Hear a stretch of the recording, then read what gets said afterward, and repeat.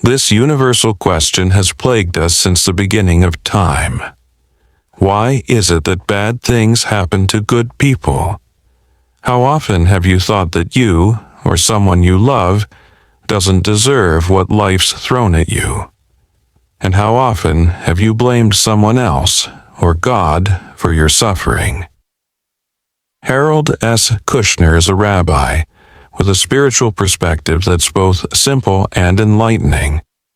Still, it's his personal experience of tragedy that makes him a comforting fellow traveler for anyone holding deep hurt.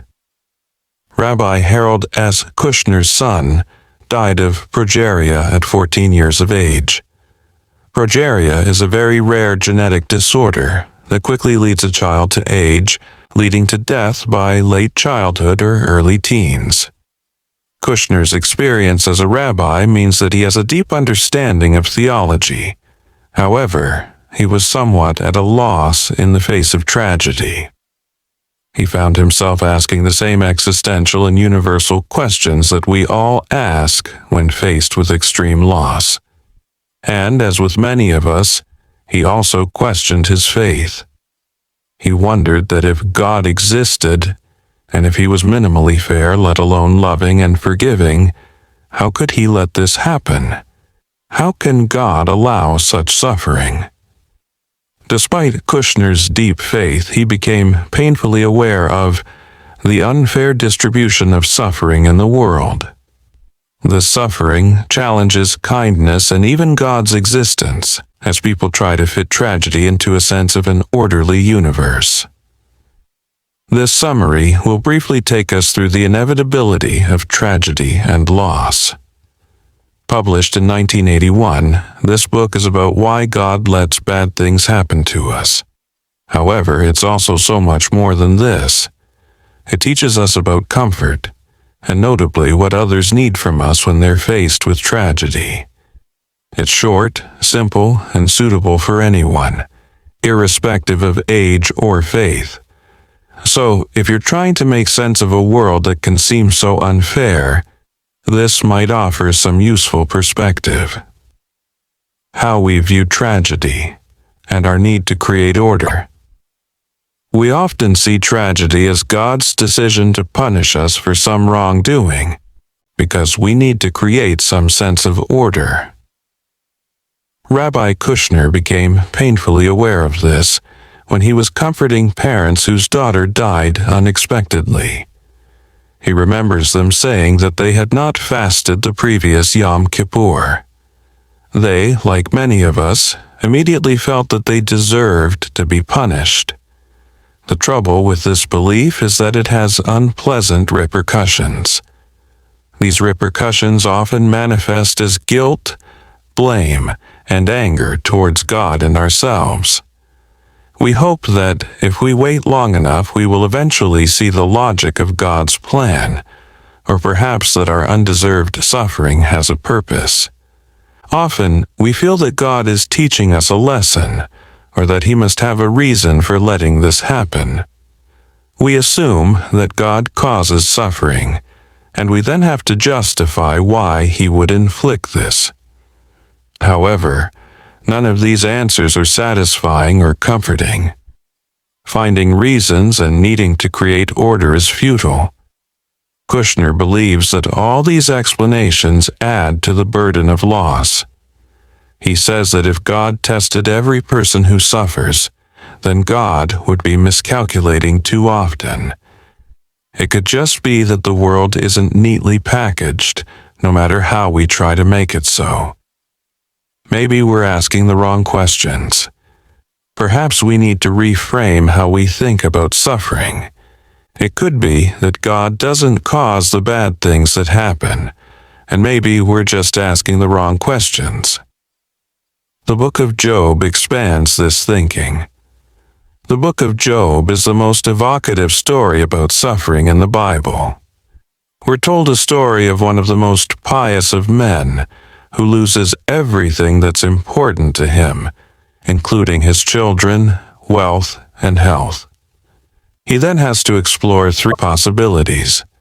The first is that God is all-powerful and controls everything. The other is that God is fair, and people get what they deserve. And the final option is that despite what's been handed to him, he is a good person. Kushner's analysis of the story led him to one conclusion. He suggests that we need to change our perception of God. Rather than seeing God as all-powerful and all-knowing, we should acknowledge that he may not be able to control what happens to us. Events are often random, and he cannot keep good people safe. This is a difficult concept to grasp because it's human nature to look for cause and effect, even when it's non-existent. If we take the view that God does not send bad things our way, then it's easier for us to take ownership of our emotions. This will help us to manage our anger and devastation without feeling that we're in conflict with God. We're then able to call on God for support and comfort rather than feeling judged. How we view luck. Why does a forest fire move towards some homes and not others? Why does a small change in plan lead to someone escaping tragedy while someone else succumbs to it? How many near misses have you experienced? The response to how we view reason and order is key to this book. What if we're able to abandon the idea that everything is reasonable, and instead accept that the universe has a few rough edges? Changing our worldview requires a profound shift in our thinking, because many of us believe that God has a role in everything. Kushner reminds us that God fashioned the world out of chaos. So how have we been conditioned not to accept the sheer randomness of the world around us? What's more, laws of nature don't discriminate among people. An earthquake is an act of nature, not an act of God. Kushner takes umbrage at the idea that insurance companies refer to acts of God. God doesn't have weekly quotas, a list of good people, and a blacklist. Good people are injured just as often as bad people are. We might have to live with the reality of a world that unfolds, independent of God's will. But the rabbi's fundamental insight that develops from this is that when something terrible does happen, it angers and saddens God as much as it does us, and that's an act of God. Acts of God are reflected when communities respond and rebuild after a tragic event. Essentially, how people support each other, irrespective of the event, is what matters. How we should view support. The rabbi says, pain is part of the package deal of being alive. When people arrive to offer us comfort, they often add to our woes. It's not always easy to provide the right kind of support. So what can we say that doesn't make people think they deserved what has happened to them?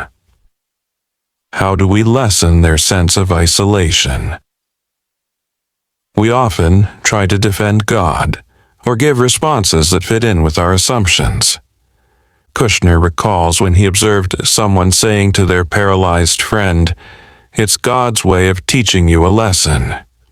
He also remembers when a teenager who had just lost his mother to cancer was told that God took your mother because he needed her now more than you did. And how many times are congregations urged to rejoice because someone they love has gone to a happier place? These platitudes are meant to be helpful, but they only serve to increase guilt and anger towards a God that would do this to them. When people ask the anguished question, "How can this happen?" Rabbi Kushner says there should be an exclamation mark instead of a question mark after this. A question compels us to find an answer that fits what we believe in, giving a comforting explanation. However, he emphasizes that this is a hypothetical question, an indication of pain and suffering. It's a call for support that allows us to say what a good person they are. Furthermore, It's the idea that you'll rally together against the unfairness and cruelty of it all, and join them in the pain and suffering. The rabbi gives a few valuable suggestions about what we should avoid saying when trying to offer support. We should avoid anything that may sound critical, such as, "Don't take it so hard." We should also steer clear of trying to downplay or minimize the pain by saying things like, "It could be worse."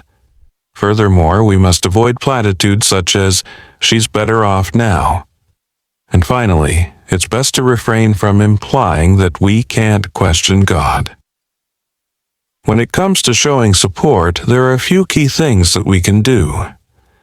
Arrive with the courage to face the person directly and to confront their sorrow. It's also so important to listen and to hold their rage and grief. Being a silent presence and understanding the universal sense of guilt that people experience will go a long way in showing solid support. Frequently, people need a sympathetic ear rather than advice, and compassion instead of theological explanations. We tend to be uncomfortable with anger, our own or someone else's. We handle anger by dumping it on others, alienating them, or dumping it on ourselves in the form of depression. And we get angry at God, preventing the possibility of His comfort. The rabbi argues that we don't have to be afraid of our anger or suppress it, but that we can express it in a way that doesn't make it harder to access help. Significantly, he clarifies where to direct our anger, and that's at the situation. The importance of perspective. One of the crucial shifts that we need to make is from, "Why did it happen?" to "What do I do now that it has happened?" In the process of our evolution, we have been given moral choice. An extreme example of choosing to do wrong was the Holocaust. The rabbi's view is that God could not influence our choices between good and evil, but that God is the source of our experience of empathy and anger against injustice. If we don't hold God responsible for what goes wrong, then we have to consider the purpose of prayer. It makes no sense to then pray for favorable outcomes. And the underlying implication is if we're asking for a good result, then we're hoping that God has a checklist, or that we deserve His attention. And if our prayer isn't answered, how can we not feel abandoned? Or how can we not feel guilty, angry, and hopeless? Our interpretation may be that we didn't pray hard enough, that God knows best, or that there's no God. The suggestion is to reframe our understanding of why we pray. Prayer connects us to others who share a similar path of hopes and fears. It's good to share joy and sadness with other people, and an essential part of religion is to create a community. Prayer serves two essential purposes. Kushner describes the Jewish custom of the meal of replenishment, where, after a funeral, the bereaved person does not take food for himself, nor does he serve anyone else. Instead, others feed him, symbolizing the importance of a community rallying around to fill a void of grief. Prayer rescues us from isolation and reminds us that we're not alone. Prayer isn't just about connecting us to others, it's about connecting to God. And not by presenting a shopping list, but by connecting with God to ask for strength to deal with what lies ahead. God helps us to find ways to deal with the loss that He did not cause in the first place. In conclusion, Rabbi Kushner wrote this book for his son, and eloquently expresses his reason for this by saying, "The dead depend on us for their redemption and their immortality. We can let them be witnesses for God and for life." Ultimately, Rabbi Kushner talks about meaning. He emphasizes in his book that years later he would still give up everything for his son to be alive, but he has no choice. His only option is to move forward, and where the tragedy leads him to. Life and death are neutral. Our responses give it a positive or negative meaning. We can affirm life and explore our ability to live fully or become incapable of joy. Surviving the bad things that happen is learning to see tragedy in the context of life, which is balanced more in favor of good than bad. Context helps us to see what has enriched us, as well as what we have lost. Rabbi Kushner believes that God doesn't cause or prevent tragedies. These are random. However, he provides us with community and strength to find a way through the pain. He feels that proof of God's existence lies in our moral responses, our anger and resentment at unfairness, and our compassion towards others. He believes in a God of limited power, but a God of never-ending love. So when it comes to bad things happening, we need to realize that there's no reason or logic, and that ultimately the world is chaotic. It's how we deal with the chaos that makes us human.